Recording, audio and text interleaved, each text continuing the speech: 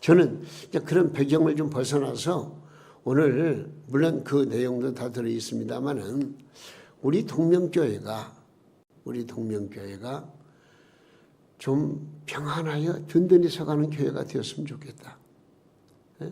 평안하여 든든히 서가는 교회가 됐으면 좋겠다. 제 바람이에요. 물론 이 자리가 꽉 채워져서 200명 이상 모이면 얼마나 좋겠어요. 그건 우리의 소망이고 꿈이고 또 그렇게 되기를 간절히 기도해야 되겠지만은 그러나 가장 중요한 것은 현재 우리 성도님들 자신과 교회와 가정이 평안하여 든든히 서가는 그런 교회 성도로서 삶을 잘 이뤄나간다면 여기에 엄청난 부흥의 역사가 일어나게 된다는 것을 저는 의심하지 않습니다. 오늘 주시는 말씀 한번 따라서실까요? 그리하여 온 유대와 갈릴리와 사마리아 교회가 평안하여 든든히 서가고 성령의 위로와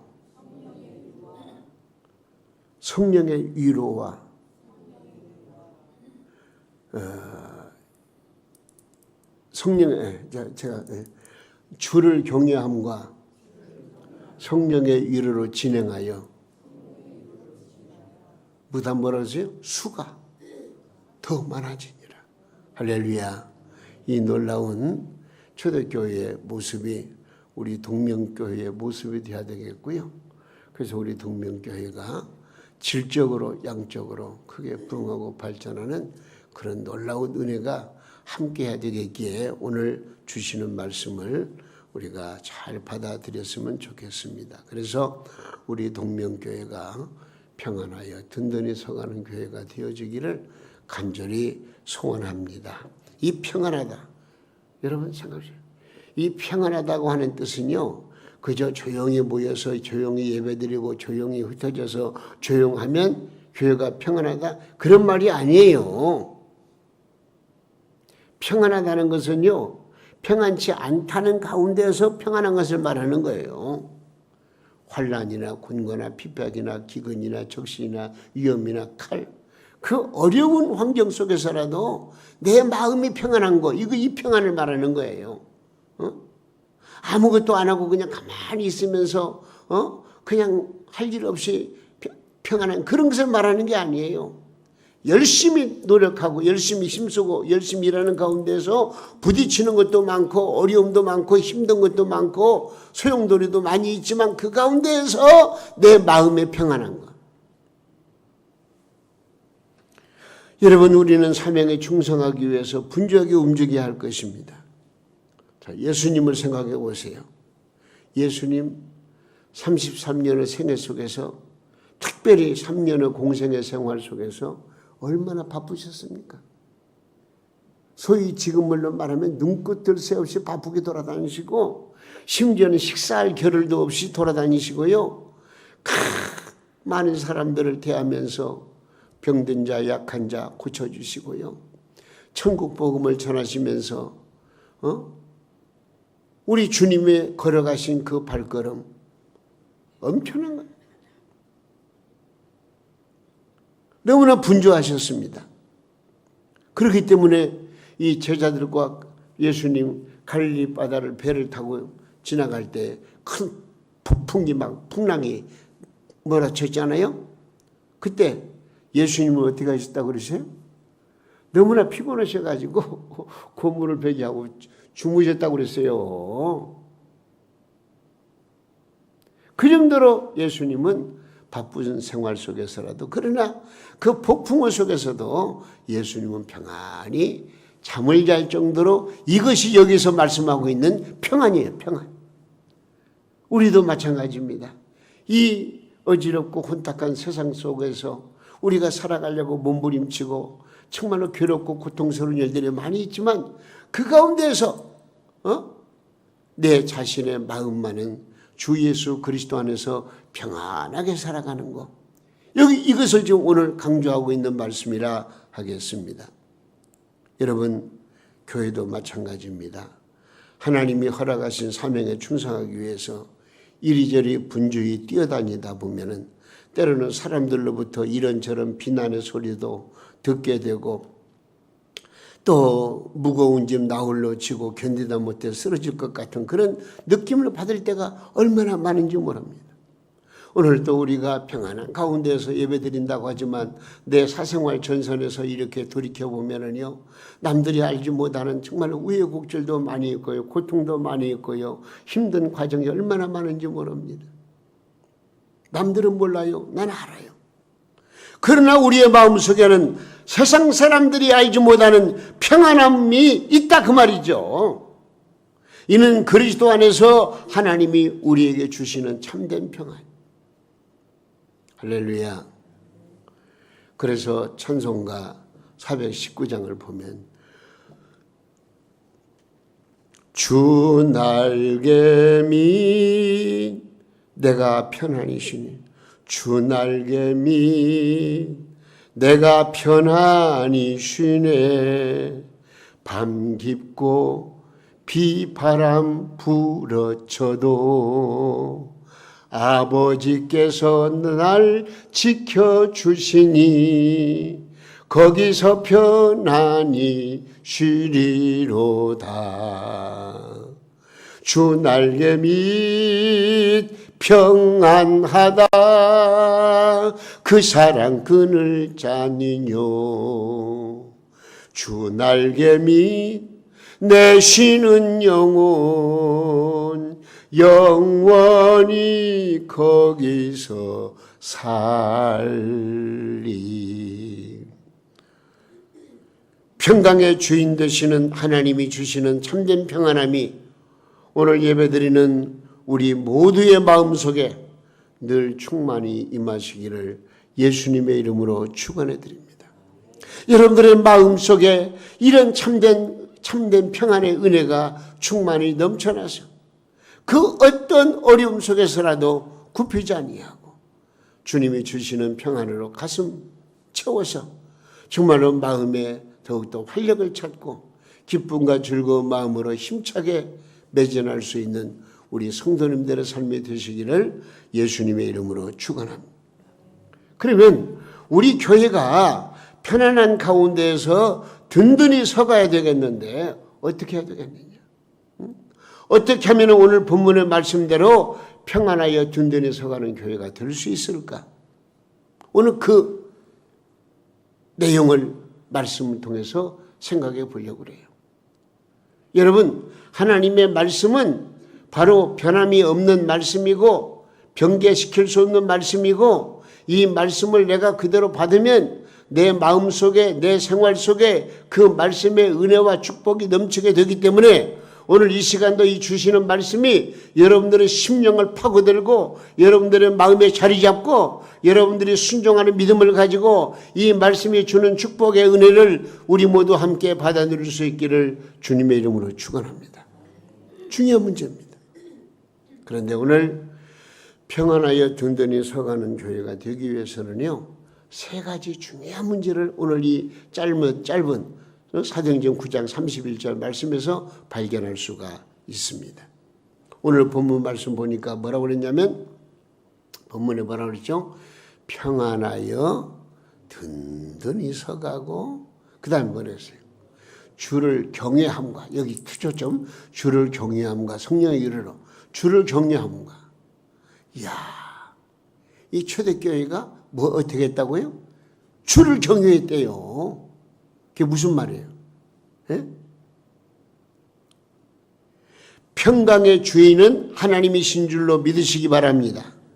하나님과 우리와의 관계가 바르게 정립될 때에 평강의 주인이신 하나님이 우리에게 그 평강을 주심으로 우리가 평강을 받아 누릴 수가 있는 것입니다. 그런데 오늘 본문 말씀에서 초대교회 성도들은 뭘 했다고요? 주를 경외함과 주를 경외했대요. 예? 이 말씀은 하나님께 경건한 마음으로 뭘 드렸다는 거죠? 예배 드렸다고 말이에요. 여러분, 오늘 우리가 예배 드리는 것은 하나님을 경외하는 것입니다. 예? 이 초대교회 성도들에게는요, 항상 하나님을 향하여 경건함과 두려움이 있었습니다. 나는 지금 하나님 앞에 서 있다. 나는 지금 살아계신 만군의 하나님 앞에 예배를 드린다. 이것이 뭐라고요? 경외한다 그 말이에요. 그들의 기도는 절로 뜨거울 수밖에 없었습니다. 하나님 앞에 겸손한 마음으로 엎드려서 기도를 합니다.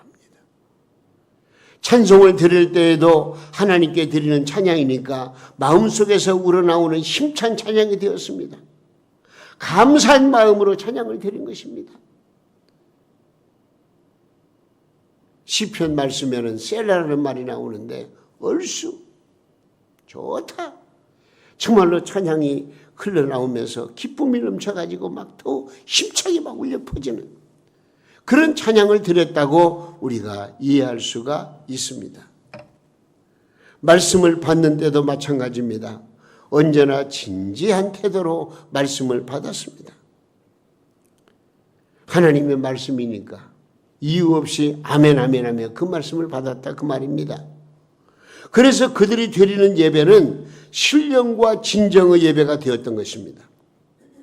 오늘 우리에게도 마찬가지입니다. 하나님을 경외하는 마음이 일어나야 되는 것입니다. 여러분, 우리는 지금 살아계신 만군의 하나님 여호와께 경배를 드리고 있습니다. 그런데 우리가 이 거룩한 시간을 어떻게 보내야 되겠느냐? 이 짧은 시간, 하나님을 경외하고 하나님을 경배하고 하나님께 예배드리는 이 시간, 이 짧은 시간에 어떻게 우리가 졸면서 예배를 드릴 수가 있겠습니까? 만왕의 왕 되시는 하나님이 죄인된 인간들을 만나주시는 엄청난 축복의 시간을 우리가 어떻게 다른 생각을 하면서 이해할 수가 있겠느냐 그 말입니다. 우리는 하나님을 경외하는 마음을 가져야 될 줄로 믿습니다. 이 예배라고 하는 말이 있죠. 예배라는 말은 무슨 말이냐면 따라서 해보세요. 예를 들여서 예를 다하여서 경배한다. 이게 바로 뭐라고요? 예배예요. 예를 다해서 경배드린다 그런 뜻이에요. 좀 죄송하지만 그 예배라는 말을 영어로 말하면 worship이라고 그래요. worship. 이 worship이라고 하는 말은 가치라고 하는 말인데 이 worship을 드린다.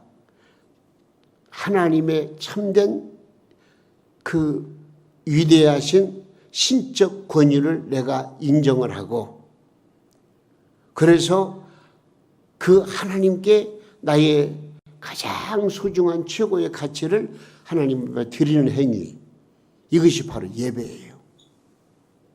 여러분의 가장 소중한 것을 가장 최고의 하나님 앞에 바쳐 드리는 것. 그래서 오늘 이 시간도 우리가 예배 드린다고 할 때는 그냥 형식에 맞춰서 1시간 지나는 것이 아니고 나의 가장 소중한 것을 하나님 앞에 제물로 드린다. 그런 마음을 가지고 예배를 드려야 이것이 참된 예배가 된다는 것을 꼭 기억하시기 바랍니다. 하나님이 마땅히 받으셔야 될 영광을 하나님께 제대로 돌려드리는 것이 바로 뭐라고요? 예배라는 거예요. 그래서 예수님께서는 요한복음 4장 24절, 23절 말씀에서 하나님은 어떤 사람을 찾으시는가? 이렇게 그 예수님께서 친히 말씀해 주신 내용이 있어요. 요한복음 4장 23절 한번 읽어보세요. 아버지께 참되게 예배하는 자들은 영과 진리로 예배할 때가 오나니 곧 이때라. 아버지께서는 뭐요? 자기에게 이렇게 예배하는 자들을 찾으시느니라. 여러분, 하나님께서는 헌금을 많이 드리는 자를 찾으신다고 했습니까? 성경을 얼마나 많이 읽는 사람을 찾으신다고 그랬습니까? 물론 그것도 필요하겠지요만은 그 본질이 그거 아니에요. 하나님께 신령과 진정으로 예배드리는 그런 사람을 우리 하나님은 지금도 찾으신다는 거예요. 오늘 이 시간도 하나님 앞에 예배드릴 때에 형식적인 예배가 아니고 내 중심을 다해서 내 최고의 가치를 하나님 앞에 올려드리는 거예요. 내 심장을 올려드리는 거예요. 내 모든 것 주님의 것입니다라고 고백하면서 주님께 올려드리는 예배, 그 예배를 하나님께서 기뻐 받으신다는 거예요. 왜 그렇습니까? 하나님이 예배하는 자에게 복 주시기 위해서, 하나님이 여러분들에게 복 주시기 위해서 예배하는 자들을 찾으신다는 거예요. 평강의 주인 되신 하나님이 그 사람에게 평안을 주시기 위해서입니다. 하나님께 참으로 예배를 드리는 자, 신령과 진정으로 정성을 다해 예배드리는 자들을 하나님은 지금도 찾고 계시고 오늘 이 시간도 우리의 예배를 받으신 줄로 믿으시기 바랍니다. 그러므로 우리는 결코 하나님께 드리는 예배를 소홀히 생각해서는 안 되는 것입니다. 진지하게 정말 소중하게 생각을 하고 주여 이 예배를 받아 주옵소서. 여러분 지극정성을 다해서 하나님 앞에 예배를 올려드려야 돼요. 우리 교회는 매 주일 오전 11시면 이렇게 우리가 모여서 하나님 앞에 예배를 올려드리기로 정해놓고 예배드리고 있습니다. 그런데 교인들이 이런저런 사정을 이유로 들면서 요리 빠지고 저리 빠지고 한다면 여러분 예배 제대로 드릴 수 있겠어요? 오늘 또 이 자리에 나와야 될 분들이 많이 못 나왔습니다만은 안 되는 거예요. 주일날 오전 11시 예배, 이건 내가 섬기는 동명교회에 하나님께서 은혜 주셔서 정해놓은 예배 시간이다. 일주일이면 10번의 예배를 드린다고 하지만 그 중에서 대표적인 예배가 바로 이 오전 예배다. 생각을 하고 그 어떤 일이 있을지라도 그 모든 것을 배제시키고 주님 앞에 나와서 정말로 이렇게 예배드리는 그 모습, 하나님이 그 모습을 원하신다는 거예요. 여러분, 그렇기 때문에 우리는 가족 내 가족들에게도 예배드리는 일에 최선을 다할 수 있도록 우리 모두 힘쓰셔야 되겠다는 것입니다. 성도들이 다 함께 모여서 하나님께 신령과 진정으로 예배드릴 때에 우리 교회는 어떤 교회가 된다고요? 평안하여 든든히 서가는 교회가 될 수 있어요. 가장 중요한 게 뭐라고요? 예배입니다. 따라서 해보세요. 예배에 성공하면 교회가 부흥되고 가정이 복을 받는다. 예배밖에 없어요. 예배. 그래서 어떤 교회는 코로나 기간 동안에도 세상에 정부에서 지침을 내린 그것을 어기면서라도 그냥 무조건 예배는 예배드려야 된다 해가지고 매일 밤마다 예배를 드림으로 그 코로나 와중에서도 400억이 넘는 예배당을 건축하는 그런 프로젝트를 진행했다는 그런 우리 교단의 그 송도 가난교회가 그랬다고 그래요. 물론 우리가 어떤 룰과 법을 어기면서는 안 되겠습니다만은 그만큼 예배가 얼마나 소중한가 하는 것을 깨달은 거예요. 예배. 그 다음 두 번째로 위로는 하나님께 예배드리는 거예요. 주를 경외함과 그 다음에 내적으로는 뭐냐? 사랑으로 하나 되는 거예요. 여기 본문 말씀 보니까 주를 경외함과 그 다음에 뭘로 위로? 성령의 위로로 진행하여 그랬습니다. 온 성도가 성령의 충만함을 받아가지고 서로 위로하며 하나가 되었다 그 말입니다. 그렇기 때문에 초대교회는 에덴동산이 따로 필요가 없었어요. 그들은 사랑으로 하나가 되었습니다. 물질로 서로 도왔습니다. 서로 위로하고 격려했습니다. 그래서 사랑과 행복이 샘솟는 교회가 바로 초대교회였습니다. 얼마나 아름다운 교회입니까? 어찌나 그 모습이 아름답던지 온 백성이 그 모습을 칭송했다고 그랬습니다. 심지어 믿지 않는 사람들까지라도 그들을 칭찬할 정도였습니다. 너무나 사랑으로 교제하고 사랑으로 하나 되고 서로 도우고 서로 위로하고 격려하고 똘똘 뭉치니까 안 믿는 사람들을 보기에도 너무나 보기가 좋은 거예요. 여러분, 이런 예화를 드리면 어떨까요? 여름에 태풍이 막 몰아칩니다.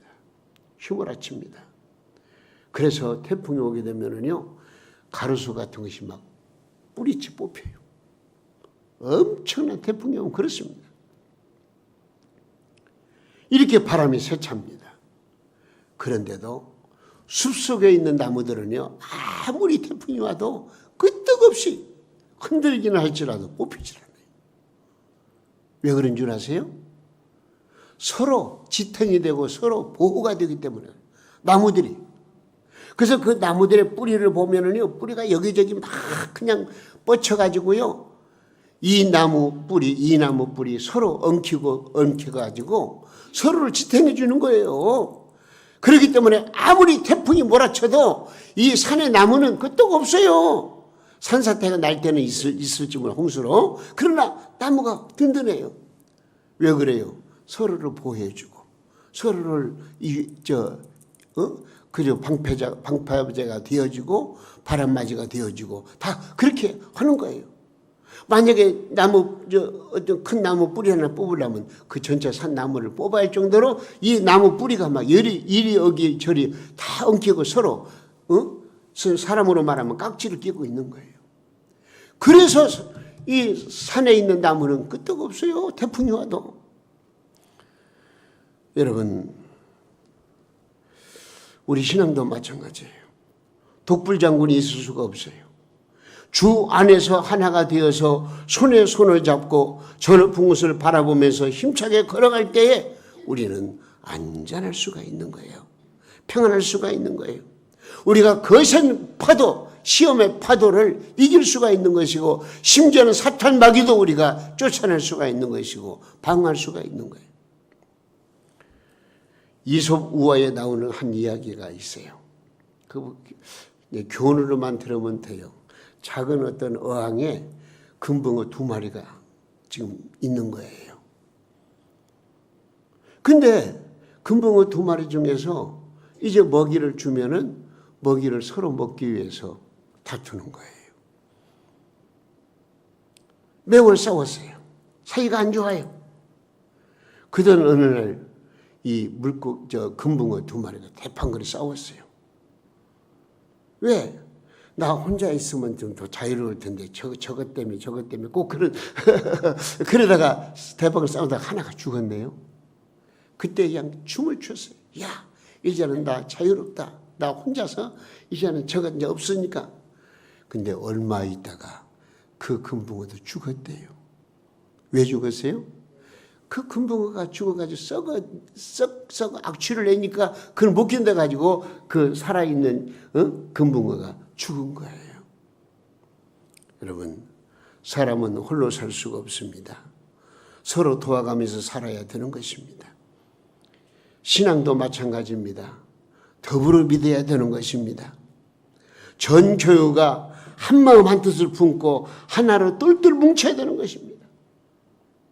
교회가 신앙 아름다운 공동체가 될 때에 교회는 평안한 가운데에서 든든히 설 수가 있는 것입니다. 우리 동명교회 성도님들, 우리는 몇 명 안 된다. 여러분, 그럴수록 더 뭉쳐야 돼요. 여러분, 그런 소외감을 갖지 마시고요. 일당백이 되어서 우리 모두 똘똘 뭉쳐보세요. 안 믿는 사람들이 좋게 본다니까요. 그리고 우리 동명교회 찾아되는 그 손님처럼 오시는 분들도 교회가 규모는 적지만 저렇게 사랑으로 똘똘 뭉쳐있네. 내 신앙생활 해볼만 하니. 그런 어떤 그 감정을 얻을 수가 있는 것이고, 그래서 교회 등록도 하고 한 식구가 되는 거예요. 초대교회 모습을 보세요. 그들은 사도들과 더불어서 하나가 됐어요. 한번 읽어볼까요? 사도행전 1장 14절 말씀에 여자들과 예수의 어머니 마리아와 예수의 아우들과 더불어 마음을 같이 해가지고 오로지 기도에 힘쓰니라.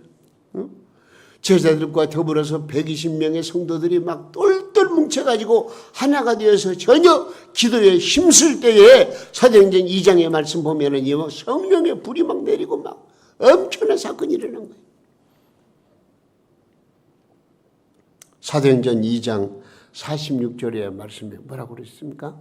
날마다 마음을 같이하여 성전에 모이기를 힘쓰고 집에서 떡을 떼며 기쁨과 순전한 마음으로 음식을 먹고 하나님을 찬미하며 또 온 백성에게 칭송을 받으니 주께서 구원받은 사람을 날마다 더하게. 할렐루야. 이 놀라운 은혜가 우리 동명교회가 좀 있어요.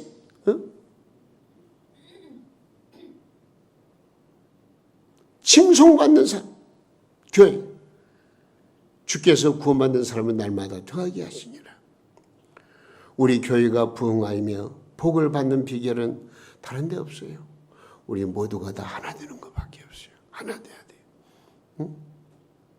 사도행전 20장 35절 말씀 한 번 더 읽습니다. 뭐라고 그랬어요?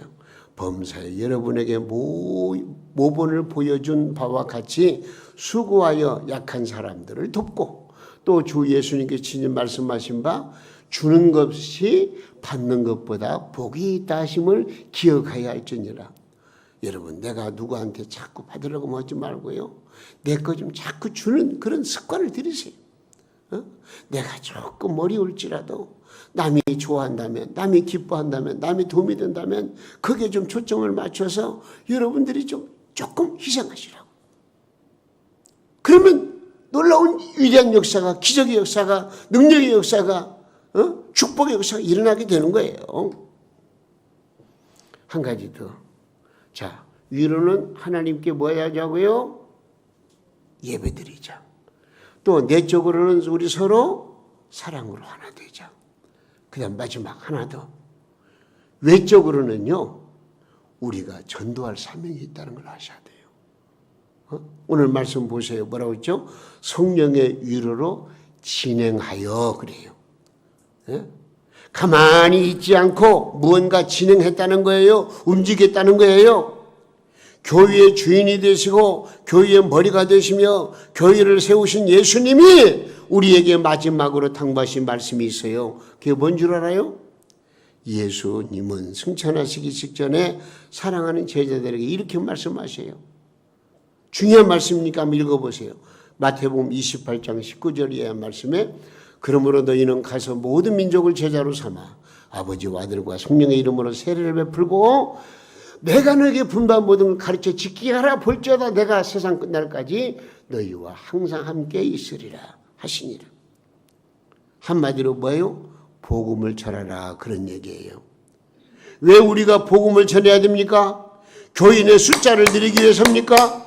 교회가 성장하기 위해서 복음을 전해야 되는 것입니까? 물론 그런 목적도 있겠지요만은 본질적으로는 그게 아니에요. 따라서 해보세요. 예수님이 나에게 명령하시고 지시하신 것이기 때문에 나는 그 명령에 순종하는 마음으로 전도해야 돼요. 알았어요? 예. 그러다 보면은 우리의 목적이 성취되는 거예요. 숫자도 많아지고 교회가 부흥하고 발전하는 거예요. 그래서 우리 주님께서 부활하신 다음에 승천하시기 직전에 뭐라고 말씀하셨어요? 사도행전 1장 18절 말씀에 우리 너무나 잘 알죠. 오직 성령이 너에게 임하시면 너희가 권능을 받고 예루살렘과 온 유대와 사마리아 땅끝까지 이르러서 나의 복음의 증인이 되어리라. 아무리 불임박심한 자식이라 할지라도 부모의 마지막 유언은 언제나 가슴에 새기면서 실천하려고 애쓰기 마련입니다. 우리가 예수님을 믿는다고 하면서 입 다물고 복음을 전하지 아니하면 어찌 예수님을 제자라고 말할 수가 있겠습니까? 교회의 제일 드는 사명은 뭐냐? 구원의 방주로서 영혼을 구원하는 일입니다. 다른 건 아무리 잘했다 할지라도 우리가 복음을 전하는 일에 힘쓰지 아니하면 교회의 가장 소중한 사명을 소홀히 했다고 밖에 말할 수가 없는 것입니다. 자, 이것을 비유적으로 말씀을 드려볼까요? 병원이 하는 일이 뭘까요? 병원 하는 일이 뭐예요? 예? 병 고치는 일이에요. 막 쉽게 말하면 병 고치는 일이에요. 아무리 그 병원에 음식이 맛있고 화장실도 잘 꾸며놓고 시설도 막 잘 되어놓고 아이고 하니까 막 의사가 또 간호사가 너무나 친절해가지고 막 그냥 반절은 병이 나은 것 같아? 그게 하나의 둘러리죠. 그게 중요한 게 아니에요. 정작 내가 가지고 있는 병을 고치는 게 병원이에요. 아무리 시설 잘 꾸며놨어도요, 병 고치는 게 부실하면은요, 그 병은 의미가 없어요. 예? 교회도 마찬가지예요. 예수님의 유언, 지상명령, 복음을 전파하는 일, 영혼을 구원하는 일에 우리가 힘쓰지 못한다면 아무리 교회 역사와 전통이 오래되고 교회 안에 훌륭한 사람이 많이 다니고 교육 프로그램이 뛰어난다 할지라도 아무런 의미가 없는 거예요. 우리에게 중요한 것은 뭐냐? 한 영혼을 구원하는 거예요. 여러분, 우리는 어떻습니까?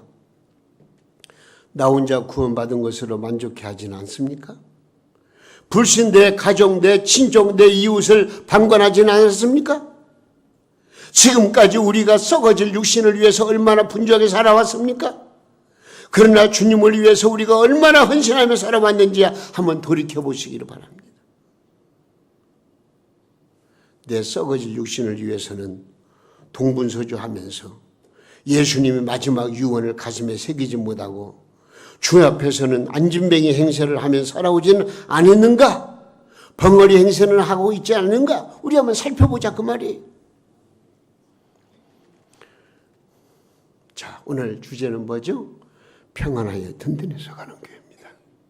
어떻게 하면 우리 동명교회가, 우리 한국교회가 평안하여 든든히 서가는 교회가 될 수 있을까? 먼저는 위로 하나님께 경외하는 거, 예배드리는 거. 우리 예배에 성공하면 되는 거예요. 그리고 내적으로는 우리가 서로 사랑으로 하나를 똘똘 뭉치는 거예요. 응? 우리 동명교회에 대해서 좀 누가 뭐라고 하면 우리 함께 똘똘 뭉쳐가지고 막 그냥 뭐야? 달아들 정도로 우리 교인들이 하나로 묶어져야 돼요. 빈틈없이. 세 번째는 뭐라고요? 외적으로는 내가 내 입술을, 내 행동을 통해서 많은 불신 영혼에게 복음을 전하는 거예요. 요 세 가지만요, 우리가 분명히 알고 깨닫고 지키고 실천하면은요, 우리 동명회는 어떤 교회가 된다고요? 평안하여 든든히 서가는 주도교회 같은 엄청난 부의 역사를 우리는 만들어갈 수가 있다고 저는 확실히 믿습니다. 우리 중요한 거예요. 이 세 가지 일에 우리 모두가 힘쓰므로써 오늘 본문의 제일 마지막 나오는 말씀 따라서 하세요. 마지막에 뭐라고 그랬죠? 수가 더 많아지니라. 따라서도 못하면 안 되죠. 수가 더 많아지니라. 어떻게 하면은 예배 성공하고 성도 간에 서로 하나를 똘똘 뭉치고 그 다음에 전도하면 할렐루야. 이 놀라운 은혜와 축복이 여러분들에게 함께 하시기를 바랍니다. 우리가 한 사람 전도하면 배가운동이 일어난다고 그랬잖아요. 배가운동이 일어나면 우리 동명교회가 부흥되고 익산, 시내, 전라북도 우리 한국교회가 부흥되는 거예요. 복음으로 무장하고 복음화된 우리 민족이 된다면요, 북한과 걱정할 거 없어요. 왠지 모르게 물꼬가 터지고요, 하나가 되고요, 통일의 문이 열려지게 되는 거예요. 오늘 주신 말씀 중요합니다. 우리 동명교회 성도님들 오늘 세 가지 그냥 머릿속에 아로 세 개씩 가슴에 좀 철피로 새겨가지고 정말로 예배드리는 일에 하나 되는 일에 뭐 하는 일에? 전도하는 일에 이 세 가지만 힘씁시다. 그럼 분명코 우리 동명교회 어떤 교회가 된다고요? 평안하여 든든히 서가는 교회.